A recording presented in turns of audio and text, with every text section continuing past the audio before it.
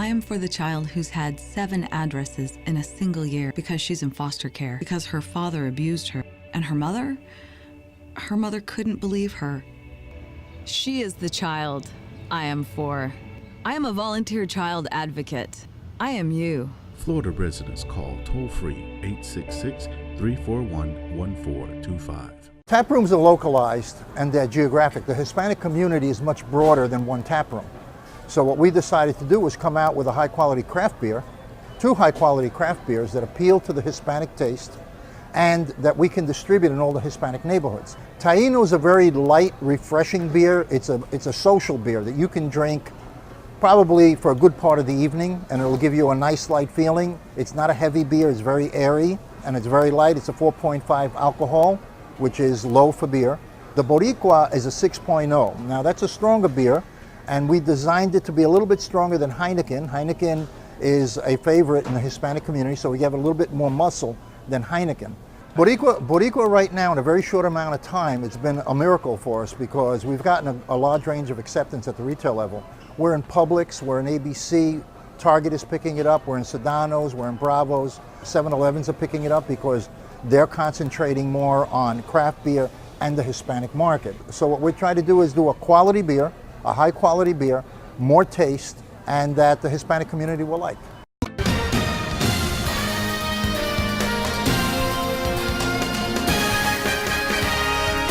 Hi, I'm Danny Ramos, and welcome to this week's edition of Hispanic Speak Out TV. We've been on the air for 15 years. We used to be on Bright House, and before that Time Warner, and now we are on Spectrum TV. And we used to be just in Central Florida, in the 5 counties of Central Florida. We are now a statewide show, which is bringing us into new cities throughout the state of Florida. Today, I'm here with a representative of the Puerto Rican Chamber of Commerce of Central Florida, Emil Cordova, and we're going to talk a little bit about what the Chamber has been doing, and he's going to bring us up to date. How are you doing, Emil? Doing fine, Danny. Thank you for bringing us to the show. Yeah, excited to be here. We've got a lot of things coming up this year, and I want to talk to you about them. Yeah, you know, I went to 2 of your last networks. You know, I'm so busy doing the things that I'm doing, I can hardly, get into the street. But I want to tell you something. The one that I went to the first time brought me to the second one because I was so pleased with meeting all the folks that I did meet and networking. I met some really nice new people. Good. And then I went to the second time and it tripled, so I was really glad that I went to those networking sessions that you do those once a month, right? We do them once a month. Now with the chapter, the new county chapter in Seminole, and also the one in Osceola, we are hoping and expecting to have more of those throughout the month. So maybe from 2 to 3 a month. But as it is right now, it's once a month. Yeah, that would alternate in each county, like that would alternate. That is correct. Yeah. That is correct. Well, I want to go to all of them. Well, please, by all means. And really, that's what those networking events are for. I mean, the whole purpose is that our members and non-members as well can come and network with other professionals like themselves, business owners, exchange ideas, ask questions, and learn about the chamber and the things that we can do for them. Yeah. So you have a major event coming up that you're trying to grow as a staple major event for Central Florida for the Puerto Rican community, but everybody can go. Of course. But it's because it's the Puerto Rican Chamber, it's more recognized as a Puerto Rican event. Tell us a little bit about the event and what's the function of the event, when's it taking place, etc. Sure. Well, first of all, I think it's worth explaining. Now that you mentioned everybody can go as a Puerto Rican Chamber of Commerce, but it is important to note that it's really organized by the CBIC. It's a Community Business Initiative Council. This is a nonprofit 501c3 organization that came to the Chamber with a merger with that organization about 2 years ago. And what was their function? Because I'm familiar with the Chamber. What did they do? Actually, they were a similar entity, except that they are 501c3 as to where we are 501c6.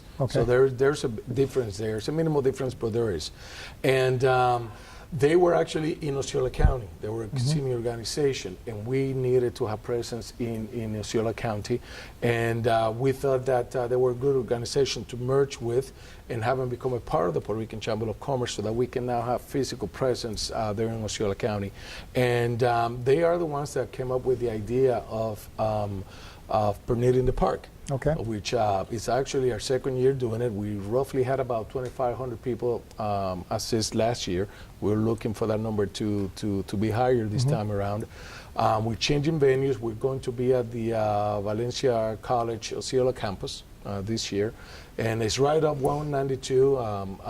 Logistically wise, I think it's really going to be a better fit for us this year. Yeah. And when you do an event like this, what's the concept of the event? Pernil in the park means, by the way, pernil is pork, right? Right. So you're talking about pork, pig in the park. Right. It's actually which is a pig cultural roast. thing. It's a pig roast. It is, yes. Which is yes, a highly yes. cultural happening in the Puerto Rican community. It's a concept which goes back to decades and decades, even centuries, in the Puerto Rican community. So what will happen at that event? Well, actually, again, more importantly, it's going to be the pig roast competition. So we're going to have folks that are going to come in early in the morning. We are going to provide the pig for them to roast. Okay, the only thing they can do is the day before they'll be able to take it home so they can season it. But So they have to be are cooked. you giving each Each how does competitor. That work? Each competitor a pig. Right, so everything is even Equal. and fair. That's right. Okay, so- that's right. The only difference there is going to be one, their method of seasoning the pig, and secondly, how they cook it. Okay. Okay, so they have to cook it at the park so everyone can see it. With them Okay. working on that, I think it's great for, like you mentioned, a cultural reference. You can have your young kids that never experienced the cooking or the roasting Yeah. of a pig. They can see that this time around.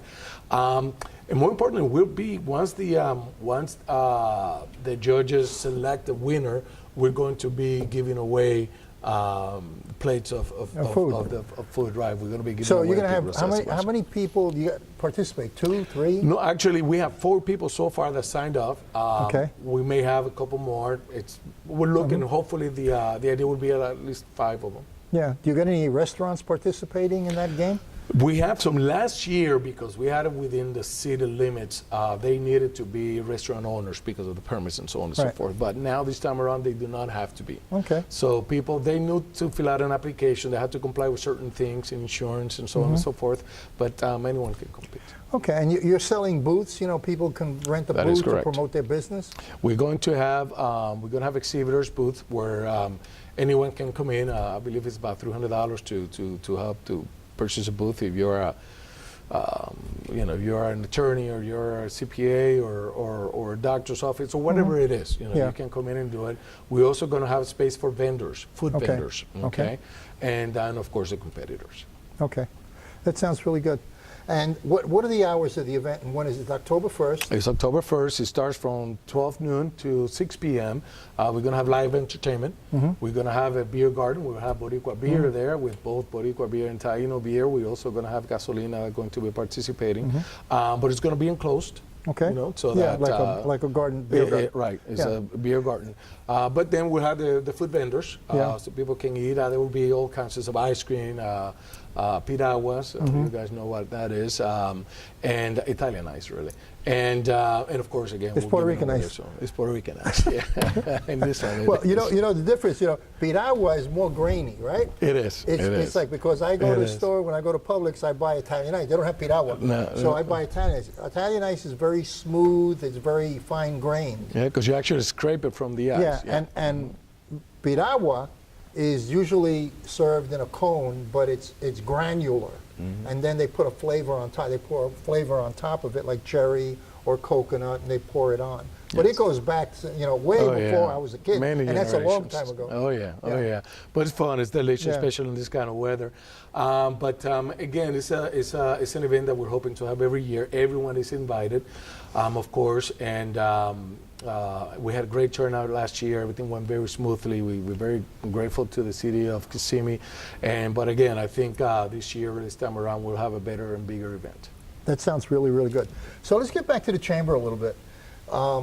So the chamber is on a growth pattern right now, That is right. okay? Because, the chamber has always been one county centralized, and now you're going to 3 counties. That's correct. Okay. Do they operate independently, or it's like franchises, or do they report to one board? Danny, that's a great question. It's actually, it all has to adhere to the bylaws of the Chamber of Commerce. They do not work independently. The folks running each chamber or chapter that is actually considered a VP of that chapter, but they still answer to the board of directors of the chamber. Okay. And how many people are on your board? It's actually 9. Okay. We have 9 people, including the board. And they are in charge of setting policy and all that kind of thing. Are most of your people small business owners or corporate? Because, in our community, there's really basically 2 levels. You have a lot of Hispanics that work for banks and major corporations or insurance companies, and then you have a lot of Hispanics that have their own businesses that are small business people. So is the board more of a small business board, or is it mixed? Or well, actually, we are more of a small business-oriented organization. However, we do have corporations that are members of the chamber, but the needs are very differently. And what we try to do is actually adapt to what their needs are of the small business owner. Some folks just need direction. They're starting out their own business, or they're been in business for a couple of years, but they still need direction. They just, they can't get out of that plateau, and they just need new direction. Again, someone starting in a business, they need help with the permits. They need help with certifications. And although we don't provide any of that, we just point in the right direction. We get in the appointments with the right folks. We work very closely with the local government agencies for that purpose. Bigger corporations, sometimes what they need is access to our membership, access to the community that we can provide through our events, through our social media, through our email communications and that sort of thing. So we try to balance it out, but at the end of the day, it's mostly small to medium-sized businesses that we serve. Okay. We ran out of time. We're going to go into our news cuts. Every week we present cuts and videos of some news that has happened during the week, which we find interesting. So, and if you want to comment to Hispanic Speak Out TV, just email us at the email address that you see on the screen. Okay? Now, we're going to go to the news cuts. Thank you. Thank you. Okay, brother. Thank you, Dennis.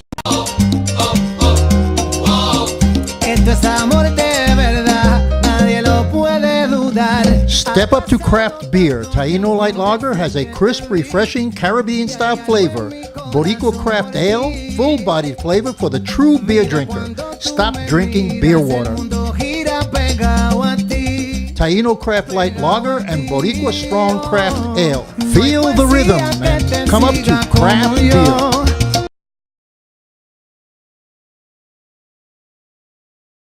This was a massive church just outside of San Juan with a congregation of 3,000 people. Maria just shredded this building. The hurricane's confirmed death toll is at least 29 throughout the Caribbean, including at least 13 here in Puerto Rico. Those numbers likely to rise. An urgent need right now is power and phone service. That is hampering recovery efforts, a communications breakdown. This morning, from jaw-dropping lines at gas stations to heartbreaking rescues in isolated mountain towns, Puerto Rico is an island in crisis. Everything is gone. Almost everything is gone. A community in the town of Morovis completely cut off when Hurricane Maria washed this bridge away. We saw families wading through rushing water to escape, holding onto a dead power cable as a lifeline. They're anxious to get across.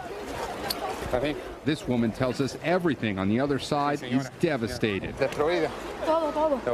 We rode along with a FEMA search and rescue team from South Florida as it made its way to the central part of the island. Greg Barhost is a firefighter from Miami. He's worked Hurricanes Harvey, Irma, and now Maria. This is a disaster that's still unfolding, though, in many parts of the island. It is. It is. And we just don't know of it because we can't get communications with most people. In northwest Puerto Rico, engineers are inspecting a major dam after finding a crack, but thankfully, so far, it's holding. While the U.S. military launches relief efforts from the USS Kearsarge, basic necessities are in short supply, but creativity is not. In San Juan, firefighters repurpose floodwaters to put out a blaze. In the mountain town of Utuado, residents are collecting river water to drink using PVC pipes. And then there are the clusters and more clusters of people crammed onto the side of freeways trying to find one measly bar of cell service. Please call to this number. The crippling communications breakdown squelching any hope of a quick recovery. The more people the more places we travel on this island, the more people we run into desperate to reach loved ones in other parts of the island, as well as the U.S. mainland. It is heartbreaking, and it is becoming more clear that Puerto Rico's recovery will not be measured in weeks, even months. In some places, it could take years. Hello, Today fans. Thanks for checking out our YouTube channel. Subscribe by clicking that button down there and click on any of the videos over here to watch the latest interviews, show highlights, and digital exclusives.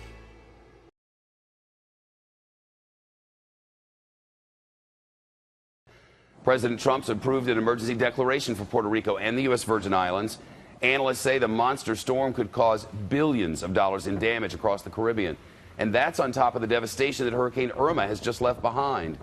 Let's turn to the FEMA Administrator Brock Long now, who briefed President Trump by phone today on Hurricane Maria. Sir, it's nice to speak with you. How was the briefing? Well, the president remains very engaged, and his message is always take care of people, and that's exactly what we're positioned to do. So, we kept 3,200 staff members on both the Virgin Islands and Puerto Rico. That was teams, incident management teams, to medical teams, to search and rescue teams. And so they are actually starting to deploy out as the storm, elements of the storm pass through. And then we are prepared to open up airports and the shipping ports to be able to continue with more teams and commodities coming in. What kind of reports specifically are you getting from those teams that are fanning out? So in the Virgin Islands, obviously, as the system passed just to the south of the islands last night, the winds expanded, and they had up to about 137 mile per hour winds, and so they have a lot of roof damage. They do have some damage to their critical infrastructure. The power is off. They experienced some damage to hospitals, which we're already working with Governor Mapp to start to alleviate some of those impacts. And then Puerto Rico, unfortunately, they're still under flash flood warnings in many portions of the Commonwealth. We do believe that they have about 100% of the power off, and both the Virgin Islands and Puerto Rico have very fragile power systems, so we're aware of that. So the goal is going to be life safety, life-sustaining missions by getting commodities in. First push debris to open up the roadways would be next, so that we can start to provide also emergency power to the infrastructure, critical infrastructure, to get it back up and try to restore some routine. Long looking across the expanse of all that your department is dealing with, it's really hard to fathom how difficult it must be to get through all of this. You have to be stretched mighty thin right now. Yeah, I wouldn't say that we're stretched thin. I would say that, these guys back here are incredibly dedicated. They've been running for 30 days at this point, and we'll continue to meet the demands. We signed up for this job, and we're dedicated to helping these governors achieve their response and recovery goals and ultimately helping people. So we're good to go. For people who are sitting at home going, I want to help, I'm not sure how to do it, what do you tell them? So right now, I think the best way is to go to nvoad.org, nvoad.org, and that will give you basically a whole list of options to be able to volunteer and donate. And then once we work with Governor Rosselló and Governor Mapp, there'll be other opportunities to directly support volunteer and donations to each one of the territories. Well, we're with you. We appreciate you. Can't thank you enough. The FEMA Administrator Brock Long. Talk to you soon.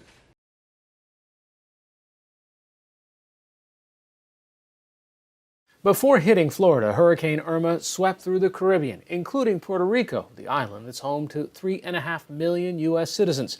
The storm destroyed hundreds of homes and caused power outages for 3/4 of the island's residents, though power is gradually being restored. Irma is also blamed on at least 3 deaths in Puerto Rico. Joining me now via Skype to talk about the impact is the governor of Puerto Rico, Ricardo Rossello. Thanks for joining us. First off, let's get an update. How bad has it been? You've had a couple of days now to take a look at the damage. Yes, well, luckily, Harry, we prepared for this event. We've been preparing for 5 months for a catastrophic event in Puerto Rico, establishing the protocols, making sure we had owners for every one of the work streams that have to be implemented. So how long is that going to take? Let's take power, for instance. That's one of the things that people have been concerned about. How does the electric grid get back up and running? Well, we've been making strides. Our energy infrastructure, it's no no secret, is very weak. Since we came into office about 8 months ago, we've been working on plans to establish investments so that we can have new infrastructure that produces reliable and competitive energy. I have to give credit to the public workers and the utilities. They've been making great strides, and we're talking close to 750,000 people that didn't have electricity when the hurricane hit. Now electricity has been restored, and every day gradually we've been making strides. Of course, to make a final determination, some of the infrastructure, we have to see how critical the damage was done. So that assessment is going on right now with our agencies and with the federal government as well. I know the White House has sent out a declaration of a disaster for Puerto Rico. How much money are you going to be needing and asking for, especially considering FEMA is going to be getting requests from Texas and Florida as well? Yeah, well, I think, the federal government has been moving along, passing an aid bill for both Harvey and Irma. And of course, we're going to be part of that. Again, we want to rebuild Puerto Rico, but we also want to be part of the solution. That's why we've been making efforts to help out some of our fellow U.S. citizens that were stranded in the U.S. Virgin Islands and that were stranded in San Martin. Puerto Rico is in a good position to push forward. So how many days would you say it will be until Puerto Rico is back up to 100%, that the lights are on, that the businesses are open again? Right, so I can tell you certain things. Tomorrow, most of the university system starts. We expect the school system not to start tomorrow, but in the next coming days, and all teachers and public employees will go to the schools so that they can assess the damage. Also, I've been seeing reports of some of your hospitals have been generating or operating on less than 100%. Several of your schools still lack access to clean water. How do those things get back up and running? Well, critical for us right now is to get water running for everybody. So at our peak, we had 33% of the people without water in Puerto Rico. Right now is about a 7%. The main reason is it's combined with the energy supply to put water through. So it's been a priority for the Energy Corporation to make sure that water can flow through, and as well to make sure that we power our hospitals. So in the onset of this event, we had about half of the hospitals working on generators. Now we have only about 8 to 9% of them working on generators. Is there a dollar figure that you've come up with on the impact that Irma has had on Puerto Rico so far? Well, right now we're in that process. After I'm done here, I'm going to a few of the municipalities to assess the damage with the mayors and with the federal government so that we can get an expedited answer on how many of the municipalities qualify as a disaster area. The president has already declared a few of our municipalities disaster areas, and probably some more will be shortly announced as well. All right, Governor of Puerto Rico, Ricardo Rossello, thanks so much. Thank you so much.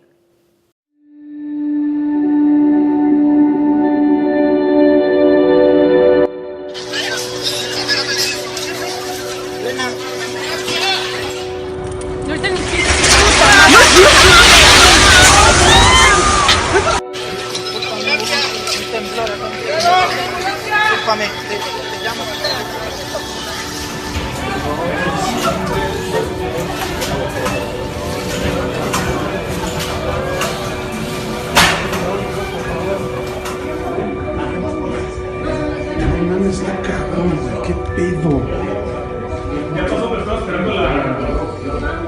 Puta, eso está muy cabrón, güey. Oh my gosh! This is a bad idea to be on this boat!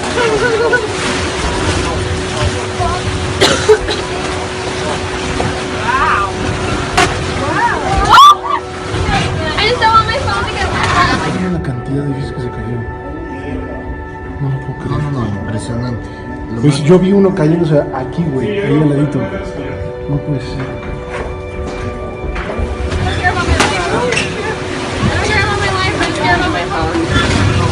Oh my god. Oh, you're recording this, right? Yeah. Oh, oh my god! gosh! I'm on the end of it on 1985 day. Yeah, but yeah, that's a Christian thing. That is why I'm amazed. Holy shit! That is why I'm amazed. This is the most.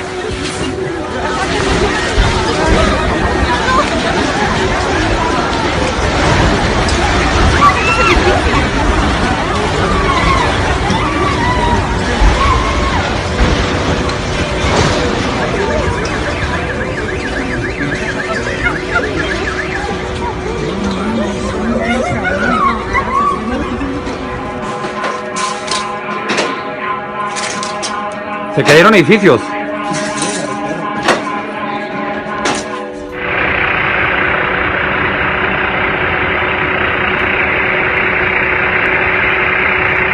La madre.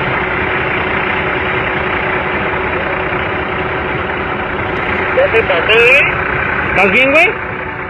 Sí, güey. Sí, güey, ya se pasó, güey.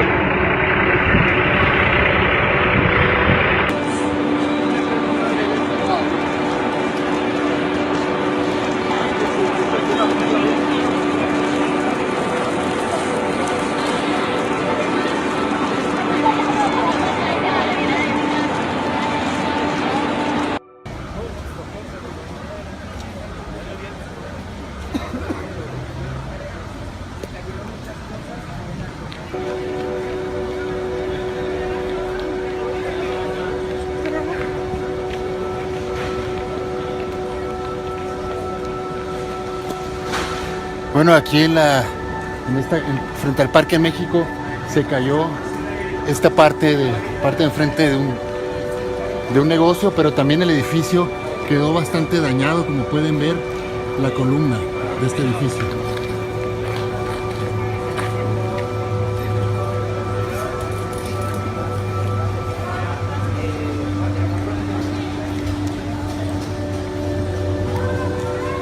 Bueno, acá también cables cruzados.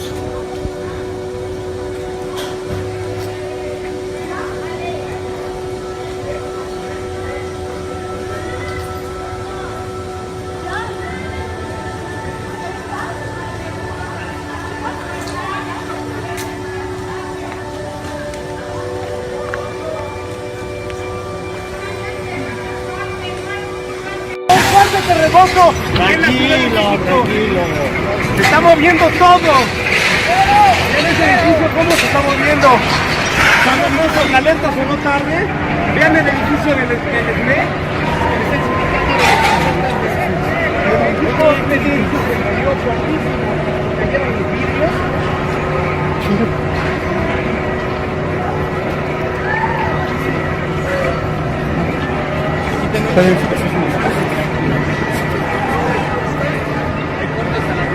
Por allá está saliendo humo. Esto es Avenida Insurgentes, esquina con Antonio Caso. Reforma lo tenemos a espaldas. De aquel lado está San Cosme, Puente de Alvarado. No se escucha la alarma, es muy leve, muy ligera. Está bien, no pasa nada.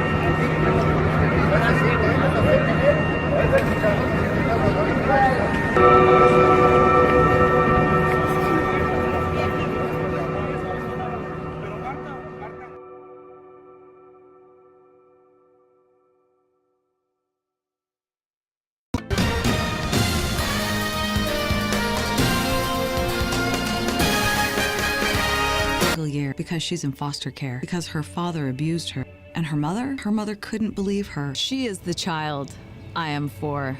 I am a volunteer child advocate. I am you. Call toll free.